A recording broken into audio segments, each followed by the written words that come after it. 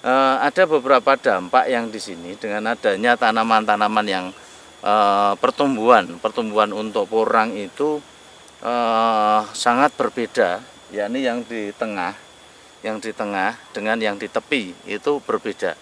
Nah, ini perbedaannya kenapa? Ini mungkin kita lihat karena di tepi itu semi agak ada naungannya, yang di tengah ini belum ada naungan. Secara fisik makanya dari kemarin kita sampaikan bahwa starter porang tanaman porang itu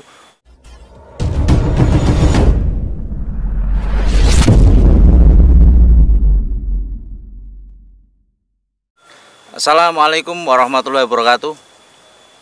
Hari ini kita coba review ya untuk tanaman-tanaman yang ditanam dari umbi. Nah, ini ada beberapa yang mungkin kita bisa lihat untuk perkembangannya nanti. Yang jelas kita tanam ini di lahan katakanlah lahan terbuka ya, lahan terbuka. Untuk di lahan ini luas sekitar 3000 meter. Ada beberapa tanaman yang kita masukkan lewat sini, ada yang dari umbi, ada yang dari katak juga. Untuk katak rata-rata belum tumbuh lah. Untuk nanti juga ada lahan-lahan cepora. Dan yang di ujung sana, selain kita menanam dari porang, kita juga menanam untuk tanaman yang lain ya, tanaman yang lain. Yang kita coba untuk dibudidayakan di sini untuk tanaman yang lain nanti ada tanaman yang namanya lidah buaya. Nah, lidah buaya. Untuk lidah buaya sementara kita singkirkan dulu. Kita fokus dulu ke porang. Untuk lidah buaya nanti kapan-kapan akan saya bikinkan untuk videonya ya, khusus untuk video yang tanaman lidah buaya. Dan untuk bertani pada dasarnya bukan porang saja. Silahkan untuk teman-teman yang lain menanam dari apapun yang Anda tanam, apapun yang Anda masukkan dan apapun yang Anda budidayakan, insya Allah untuk hasil pasti akan mengikuti ya proses untuk cara penanaman yang baik, cara dari awal kita sudah sampaikan untuk pengolahan lahan, nutrisi dasar dan sebagainya. Kalau kita sudah menguasai itu, insya Allah untuk tanaman apapun yang kita masukkan, apapun yang kita budidayakan, baik itu jagung, baik itu kedelai, baik itu tanaman-tanaman yang lain, insya Allah akan mempunyai hasil yang maksimal. Nah, kita coba review di sini untuk tanaman porang.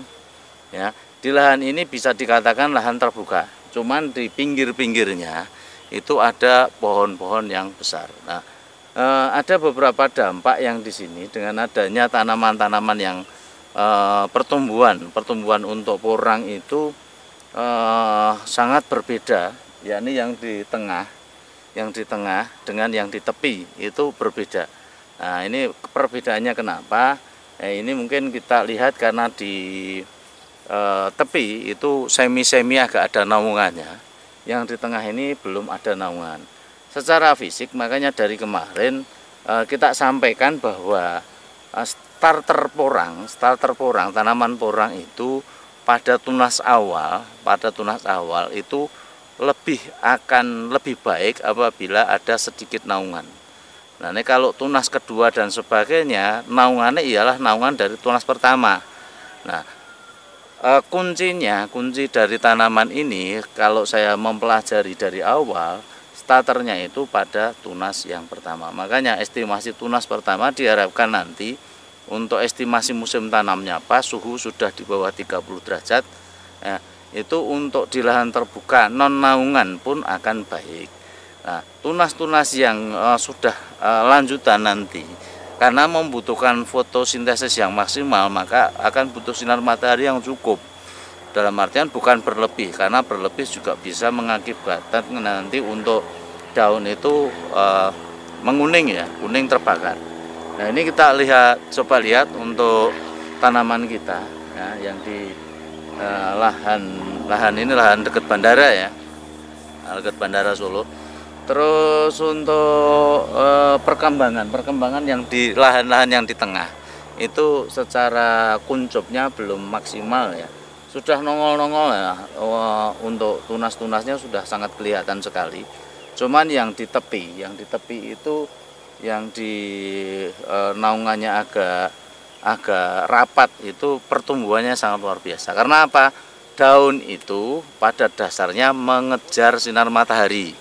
Ya, mengejar sinar matahari. Semakin banyak naungan, secara otomatis daunnya itu akan lebih cepat tumbuh untuk mengejar ya, mengejar sinar matahari. Makanya di situ rata-rata untuk di bawah naungan untuk batangnya akan semakin tinggi ya, semakin tinggi. Dan rata-rata kalau sudah porang ini nanti untuk tunas pertama, tunas kedua itu lebih tinggi dari tunas pertama. Tunas ketiga akan lebih tinggi daripada tunas kedua. Tunas keempat pun juga akan lebih tinggi daripada tunas ketiga dan seterusnya. Secara otomatis karena apa? Karena mengejar sinar matahari. Nah, tunas pertama ini ialah kunci. Kalau tunas pertama ini nanti terlalu panas, secara otomatis terbakar, maka yang kita bahas kemarin daunnya biasanya akan menguning. Nah, kalau sudah tunas kedua itu mungkin sudah lebih aman. Tunas ketiga nanti pertumbuhannya semakin besar, nutrisi yang dibutuhkan sudah semakin banyak diserap, secara otomatis kekuatan dari tanaman itu lebih maksimal. Kita lihat ya yang di dalam sana, kita coba dekat, lebih mendekat lagi untuk tanaman-tanaman yang di tengah.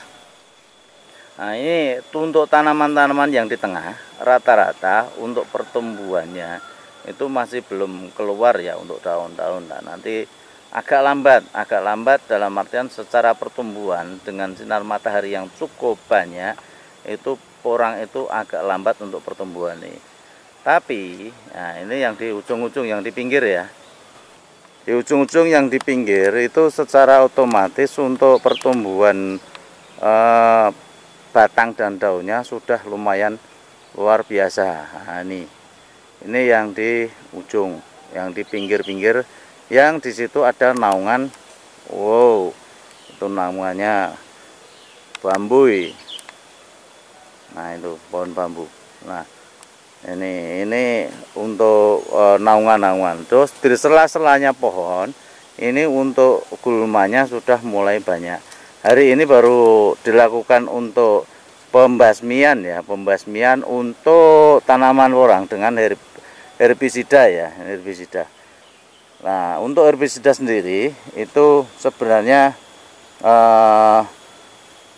sangat membantu untuk petani ya, karena dengan herbisida itu semprotnya, koncor semprotnya di tengah ya masih. Nah itu istirahat dulu.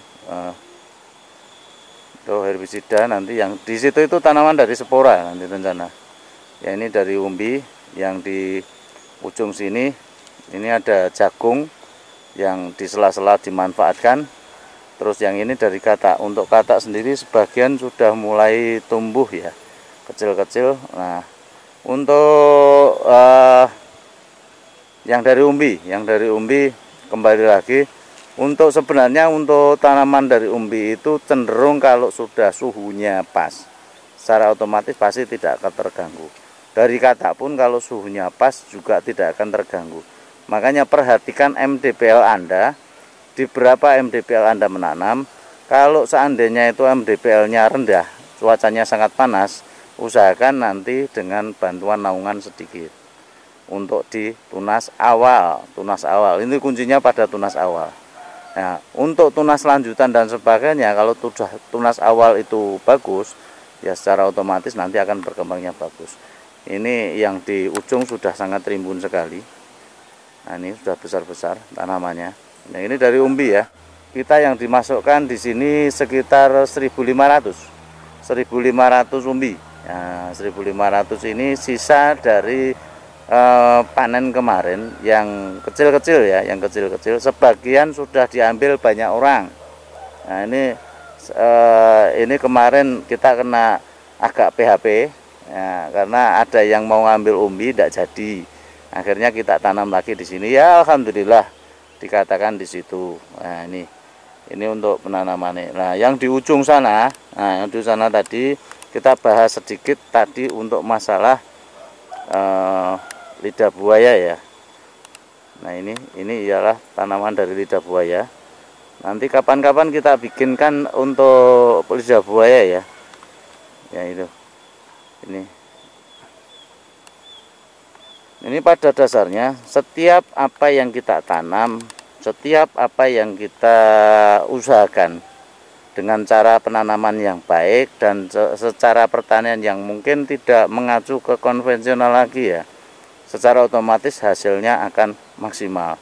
Dari tanaman porang, dari tanaman padi, dari tanaman jagung, kedelai dan lain-lain, silakan ya, semua pasti menghasilkan. Makanya di sini juga ada tanaman lidah buaya, ada tanaman dari jagung yang kita coba untuk penanaman di sini ya. Mungkin dari kita cukup itu. Terima kasih. Apabila ada salah kata, saya mohon maaf. Berkah selalu, semangat selalu untuk teman-teman petani semua. Ya, billahi taufiq wal hidayah. Wassalamualaikum warahmatullahi wabarakatuh.